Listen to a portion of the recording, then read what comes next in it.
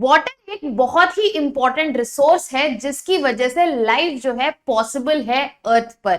आज हम इसी के बारे में बात करने वाले हैं। हम डिस्कस करने वाले हैं वाटर इन द एटमॉस्फेयर, ये किस किस फॉर्म्स में एग्जिस्ट करता है, क्लाउड्स कैसे बनते हैं, फॉग, मिस्ट, ड्यू में क्या डिफरेंसेस होते हैं, इन सब में आज आपको क्लैरिटी मिल जाएगी। Hello students, welcome to Chahal academy. My name is Shubhangi Singh और आज हम बात करने वाले हैं about water in atmosphere. Water in atmosphere की हम बात करें तो ये एक बहुत ही बड़ा हिस्सा ऑक्यूपाई करता है हमारे क्लाइमेट सिस्टम का। और जैसा कि हमें पता है कि अर्थ को हम ब्लू प्लैनेट भी कहते हैं because of presence of 70% of water है। तो यहाँ पर जो वाटर है वो एक बहुत बड़ा पार्ट प्ले करता है जो कि एटमॉस्फेयर में प्रेजेंट है क्लाइमेट सिस्टम में। अब अगर हम एटमॉस्फेयर में बात करें वाटर की प्रेजेंस की, वो तो 3 फॉर्म से प्रेजेंट है, जैसे कि गैसियस, लिक्विड एंड सॉलिड। इन तीनों फॉर्म्स में एटमॉस्फेयर में वाटर पाया जाता है। अब ये जो सर्कुलेशन प्रोसेस है वाटर का from one form to another, ये भी बहुत जरूरी है और हम इसके बारे में बचपन से पढ़ते हुए आ रहे हैं, जिसको हम वाटर साइकिल या फिर हाइड्रोलॉजिकल साइकिल भी कहते हैं। अब ये सर्कुलेशन जो है वो फैसिलिटेट होता है प्रोसेसेस से, जैसे कि इवेपोरेशन, कंडेंसेशन, इवेपोट्रांसपिरेशन। और यहां पर जो ये मूवमेंट है, ये सर्कुलेशन जो है वो होता है अर्थ के सरफेस से एटमॉस्फेयर तक। हमने पहली ही इमेज में यहां पर देखा था कि कैसे ये मूवमेंट पॉसिबल होता है। यहां से देखते हैं। सबसे पहले इवेपोरेशन होता है यहां पर सी सरफेस से, देन ग्रेजुअली यहां पर धीरे धीरे जब ये ऊपर बढ़ते हैं तो यहां पर ये कूल डाउन होते हैं विद टाइम और यहां पर क्लाउड फॉर्मेशन दिखी जाती है। साथ ही साथ इवेपोरेशन को कॉम्प्लीमेंट करता है इवेपोट्रांसपिरेशन, जो कि हीट को, जो यहां से मॉइस्चर निकल रहा है फ्रॉम प्लांट्स, जो ट्रांसपिरेशन से आ रहा है, वो भी अक्यूमुलेटर होता है और यहां पर क्लाउड फॉर्मेशन होती है, कंडेंसेशन होता है, and then we see rainfall which is precipitation.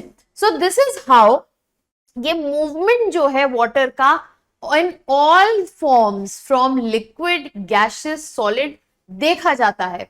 अब अगर हम बात करें तीनों फॉर्म की, तो एक मेजर फॉर्म जो कि हम देखते हैं गैसियस फॉर्म ऑफ वाटर, और हम एटमॉस्फेयर में इसके भारी क्वांटिटी में प्रेजेंस भी पाते हैं, जिसको हम वेपर के नाम से जानते हैं। जो वेपर है वही सोर्स है हर तरीके के प्रेसिपिटेशन का।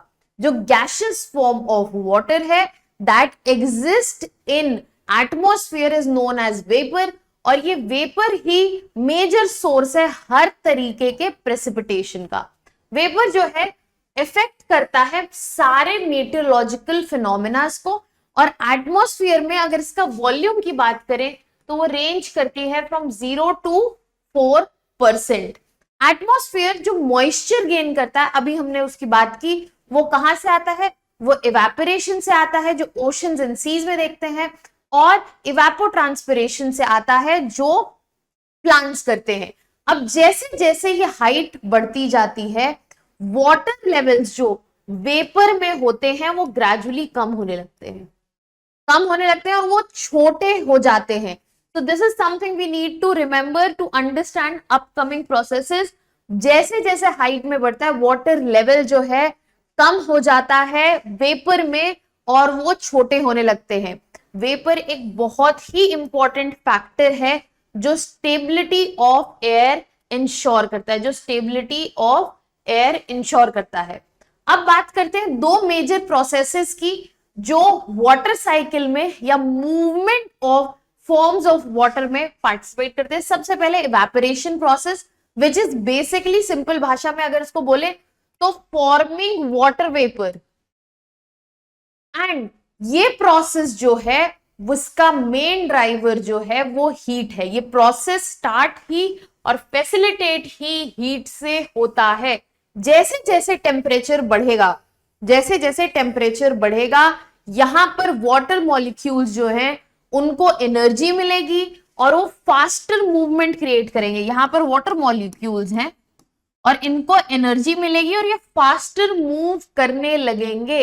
इवेंचुअली इस हीट की वजह से ये इस सरफेस से ब्रेक फ्री कर पाएंगे और ये गैसियस फॉर्म में एग्जिस्ट करेंगे। जिस टेम्परेचर पर वाटर जो है इवेपोरेट होना स्टार्ट कर देता है उसको हम कहते हैं लेटेंट हीट ऑफ वेपराइजेशन। ये जो प्रोसेस है ये वाइटल है वाटर साइकिल के लिए, क्योंकि यही मॉइस्चर लाता है वापस एटमॉस्फेयर में। अगर एटमॉस्फेयर से मॉइस्चर जो है वाया कंडेंसेशन और प्रेसिपिटेशन कम हो जाता है, तो जब मॉइस्चर रिप्लेनिश करना होता है तो इवेपोरेशन ही इसको फैसिलिटेट करता है। Next important process is condensation का प्रोसेस। कंडेंसेशन का प्रोसेस अगर हम बेसिकली समझे तो ये एक तरह से ऑपोजिट प्रोसेस है इवेपोरेशन का। यहां पर वाटर वेपर जो है वापस अपना फॉर्म चेंज कर लेता है लिक्विड वाटर में, और ये तब होता है जब मॉइस्ट एयर मॉलिक्यूल्स जो हैं वो कूल डाउन करते हैं धीरे धीरे, और उनकी कैपेसिटी टू होल्ड वाटर खत्म हो जाती है। अभी हमने पढ़ा था जैसे जैसे वाटर वेपर ऊपर जाएंगे उनकी एबिलिटी टू होल्ड वाटर कम होने लगती है, वो छोटे होने लगते हैं, and there will be a time when they will not be able to hold that water और वापस वो लिक्विड फॉर्म में आ जाएगा। अब ये जो एक्सेस वाटर वेपर है वो कॉन्डेंस करता है लिक्विड फॉर्म में। कंडेंसेशन जो है यूजुअली तभी होता है जब मॉइस्ट एयर किसी कूल सरफेस या कंपैरेटिवली कोल्डर सरफेस के कांटेक्ट में आ जाए, जिससे एयर टेम्परेचर जो है ड्रॉप हो जाता है ड्यू पॉइंट से नीचे, और वहां पर वो जो वेपर है या जो मॉइस्ट एयर है वो कैपेसिटी होल्ड नहीं कर पाती है वाटर को, और वाटर वहां पर फॉर्म चेंज करता है। फर्दरमोर कंडेंसेशन सिर्फ टेम्परेचर के अलावा कंडेंसेशनल न्यूक्लियाई के आसपास जहां पे बहुत स्मॉल पार्टिकल्स एग्जिस्ट करते हैं जैसे कि डस्ट, स्मोक, सॉल्ट पार्टिकल्स, इन पर भी हो सकता है, क्योंकि ये जो पार्टिकल्स हैं ये छोटा एरिया देते हैं, सरफेस देते हैं, ताकि वाटर जो है यहां पर कंडेंस हो सके और फॉर्म चेंज कर सके। इस वजह से ही क्लाउड्स और फॉग का फॉर्मेशन हम देखते हैं, क्लाउड्स और फॉग का फॉर्मेशन हम देखते हैं।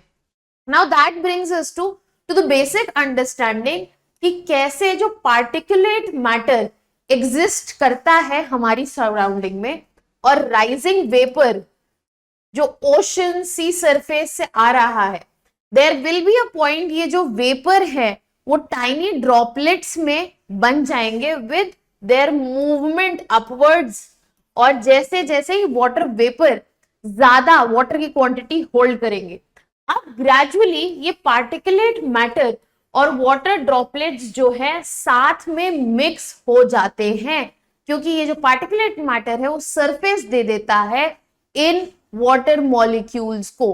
एंड जब भी एटमॉस्फेयर सैचुरेट होता है मॉइस्चर से, यहां पर क्लाउड फॉर्मेशन हमें देखने को मिलता है, यहां पर क्लाउड फॉर्मेशन हमें देखने को मिलता है। Now we have understood the cycle that how water vapour basically affects its surroundings and contributes to this particular cycle।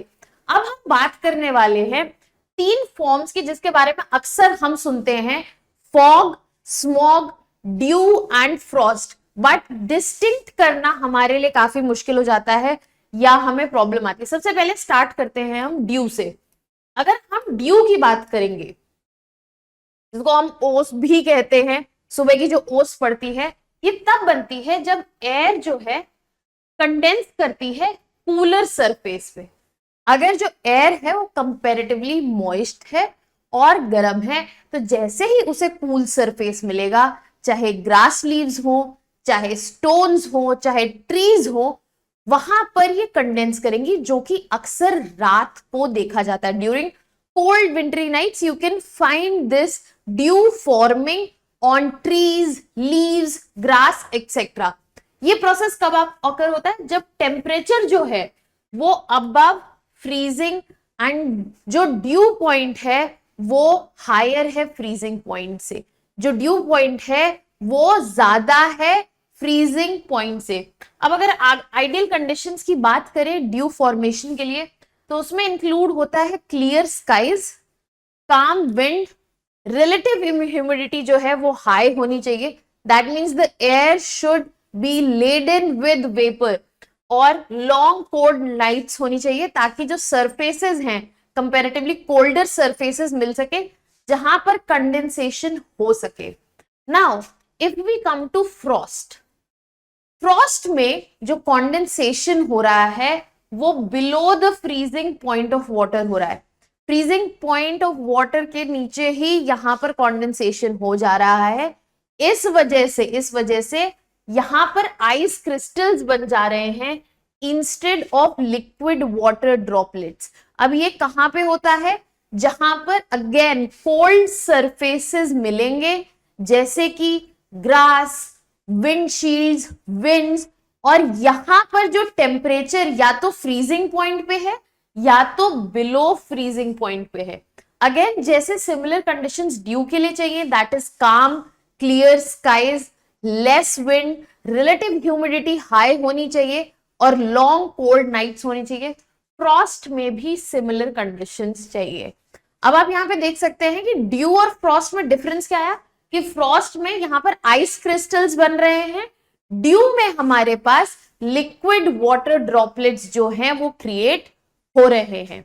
Then we have fog and mist.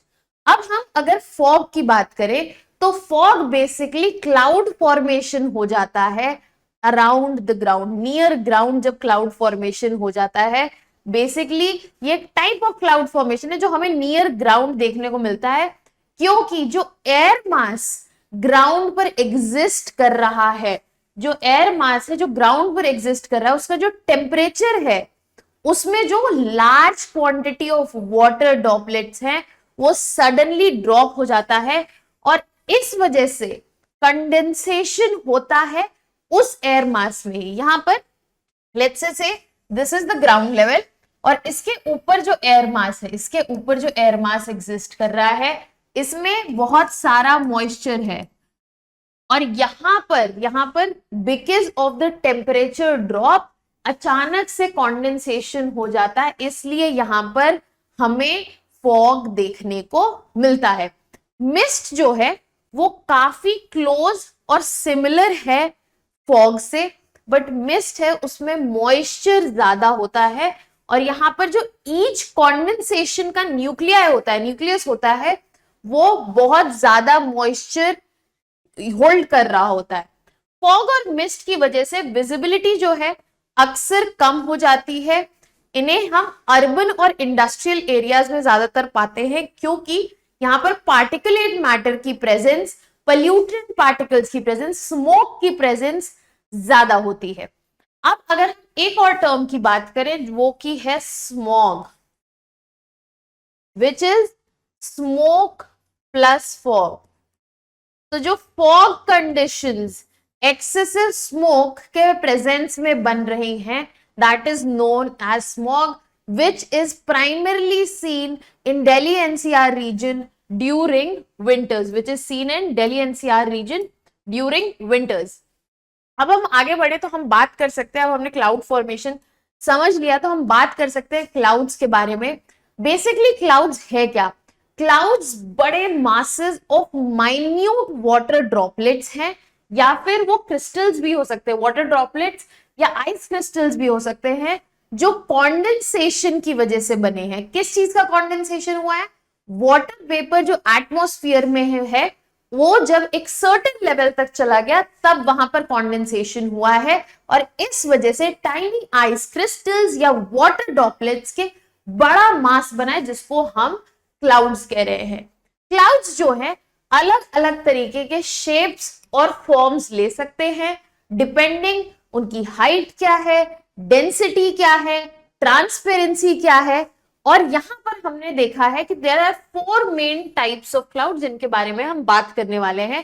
We have cirrus clouds, we have cumulus clouds, we have stratus cloud and nimbus clouds, जिसमें हर cloud की अलग अलग characteristics है। Clouds जो है एक बहुत ही इंपॉर्टेंट और मेजर रोल प्ले करते हैं अर्थ के वेदर पैटर्न्स में और साथ ही साथ एनर्जी बैलेंस में। तो इसके लिए हमारे पास क्लाउड्स के बारे में समझना जरूरी हो जाता है। यहाँ पर हम सारे क्लाउड्स के बारे में पढ़ लेते हैं। सबसे पहले हमारे पास क्यूमुलस क्लाउड्स। क्यूमुलस क्लाउड्स जो होते हैं वो देखने में कॉटन ऊल की तरह लगते हैं, दे लुक लाइक दिस, और ये स्कैटर्ड होते हैं अक्रॉस द स्काई। तो you will find them scattered across the sky. ये बिछे हुए लगेंगे, अलग अलग जगह दिखेंगे स्काई में।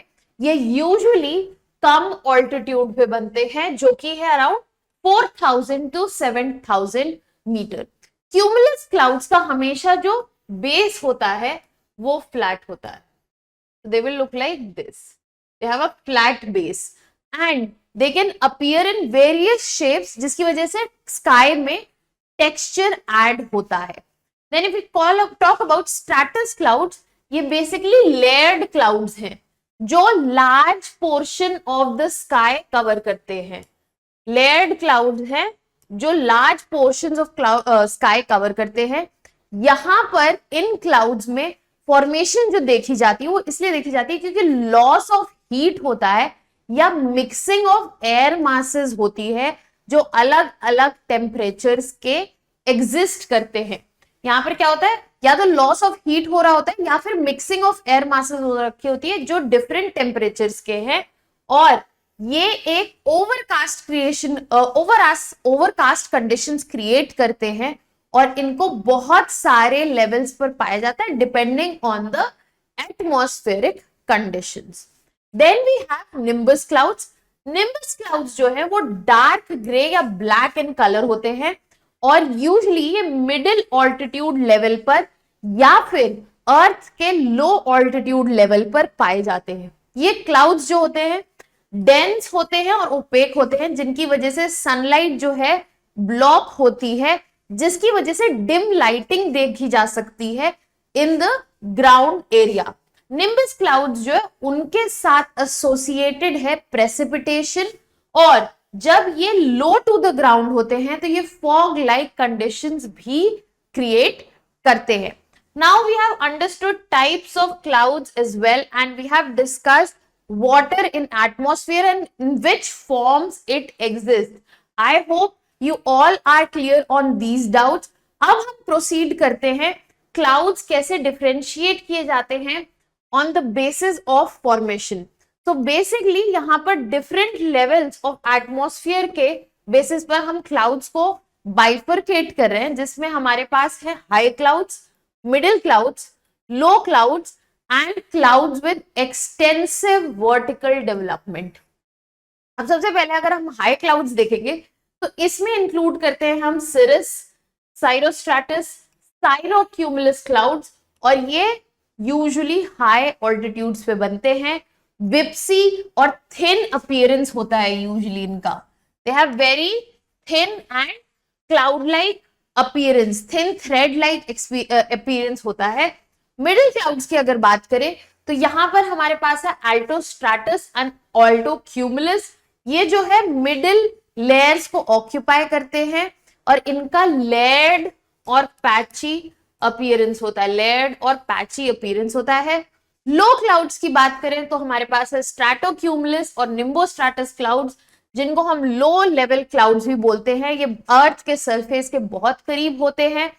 दे अपीयर इन लेयर्स और शीट लाइक अपीयरेंस इनका देखा जा सकता है, और ये प्रेसिपिटेशन भी क्रिएट करते हैं। अब यहाँ पर जो क्लाउड्स हैं, थर्ड फोर्थ कैटेगरी जो हम बात कर रहे हैं, clouds with extensive vertical development. ये जो कैटेगरी है इसमें हम क्यूमुलस और क्यूमुलोनिम्बस क्लाउड्स इंक्लूड करते हैं। ये वर्टिकली बनते हैं, मतलब ये हाइट में क्रिएट होता है। For example if this is the base, they will be created like this, and यहां पर intense weather phenomenas, thunderstorms and heavy rainfall देखी जाती है। Now we can see this in the diagram. अब हम यहाँ पे देख सकते हैं जो हमने बात की, हम उसको डायग्रामिक प्रेजेंटेशन में देख सकते हैं। Let us start with the low clouds. Low clouds में हमने बात की स्ट्रैटस, स्ट्रैटोक्यूमुलस, क्यूमुलस एंड निम्बोस्ट्रैटस। अब यहाँ पर वर्टिकल डेवलपमेंट वाले जो क्लाउड्स हमने बात की वो क्यूमुलोनिम्बस, तो you can see how they have accentuated with height, height के साथ ये कैसे बढ़ रहे हैं। अब हम अगर हाई क्लाउड्स की बात करें तो हमने बोला था थ्रेड लाइक या विस्पी नेचर के होते हैं, तो cirrostratus, cirrocumulus and cirrus. Then middle layer clouds की हम बात करें तो ऑल्टोट्रेटस एंड ऑल्टोक्यूमुलस। अब यहां पर हम लेयर में डिवाइड कर रहे हैं and bases on the name भी बाइफर्केशन कर रहे हैं। I hope we have got some clarity on types of clouds and water in atmosphere as well as in the forms they exist. That was all for today. For more such videos, please subscribe to our YouTube channel of Chahal Academy. That was from my side. Thank you so much.